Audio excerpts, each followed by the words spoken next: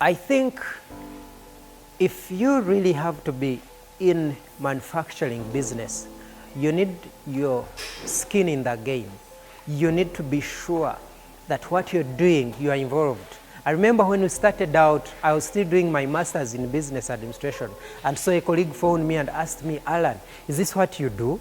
Are you sure this is what, and you're studying a master's in business administration? I said, yes. And so when they came, a few days later, they found over 200 pairs of shoes, and they're like, wait, is this made here? So the point is, you need to be in the game. You need to have the skin in the game. You need to be involved day and night so that you can see this dream grow.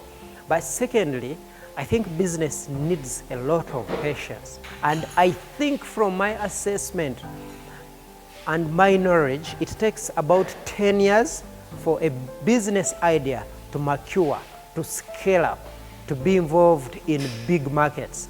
And we are getting there because every day we see our business grow. We are close to $1 billion shillings in sales, and that surely takes us a bigger milestone, that if we hit $1 billion shillings, in the next financial year, we'll have grown a lot more.